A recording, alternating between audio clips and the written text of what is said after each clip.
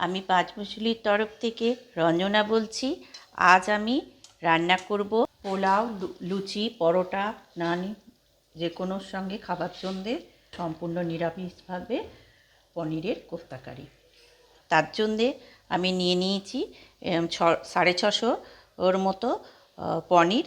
এবার পনিরটাকে একটু গ্রেট করে নেব।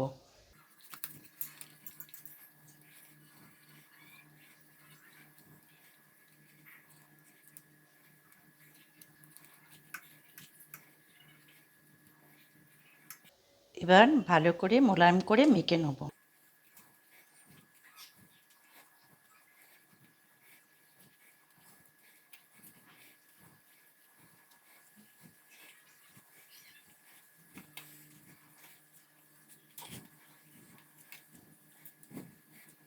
এবার মেশাবো কাজু কিশমিশ কুচি, 2 চামচ চিনি। এবার দেবো সামান্য পরিমাণে নুন, লাল লঙ্কার গুঁড়ো, গরম মশলার গুঁড়ো, বাইন্ডিংয়ের জন্যে 3-4 চামচ ময়দা। আবার ভালো করে মেখে নেব।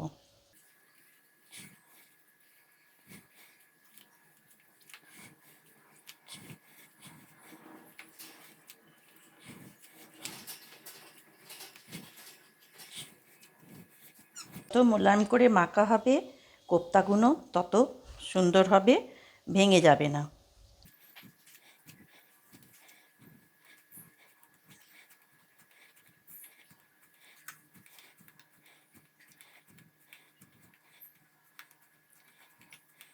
এবার কোপ্তাগুলো গড়ে নেব।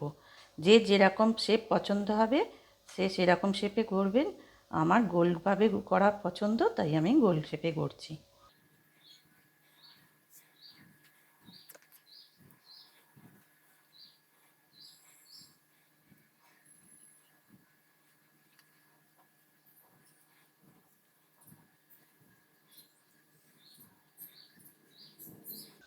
আমার সব কোপ্তাগুলো গড়া হয়ে গেছে। এবার মশলাটা রেডি করে নেব। মিক্সির জারে দিয়ে দিচ্ছি 6টা কাঁচা লঙ্কা,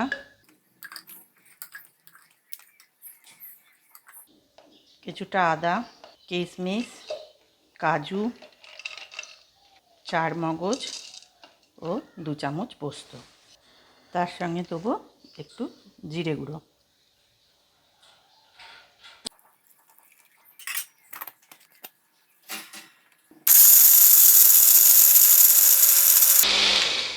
মশলাটা আমার রেডি হয়ে গেছে। এবার কোপ্তাগুলো ভেজে নেবার পালা। কোপ্তাগুলো ভাজার জন্যে কড়াইতে দিলাম বেশ খানিকটা সাদা তেল।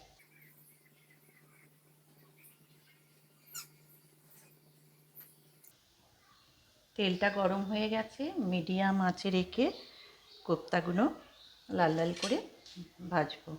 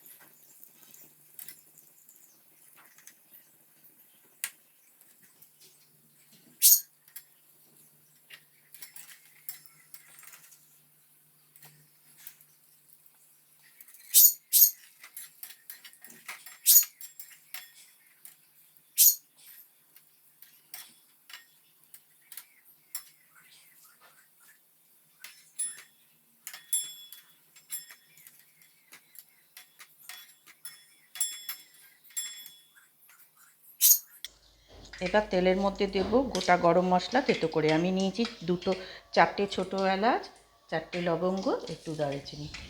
গরম মশলাটা একটু ভাজা ভাজা হয়ে গেলে দেবো বেটে রাখা মশলাটা।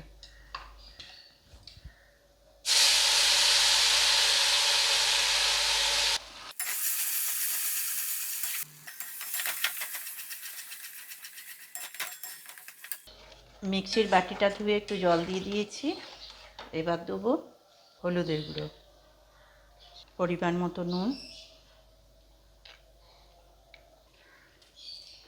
অল্প পরিমাণে চিনি, কাশ্মীরি লঙ্কার গুঁড়ো। মশলাটা ভালো করে কষে নেব।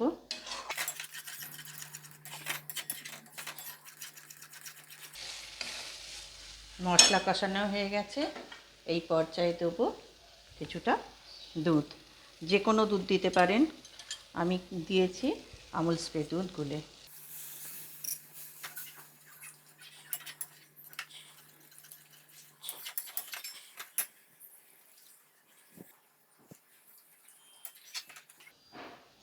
ফুটে উঠেছে, এবার ভাজা কোপ্তাগুলো দিয়ে দেবো।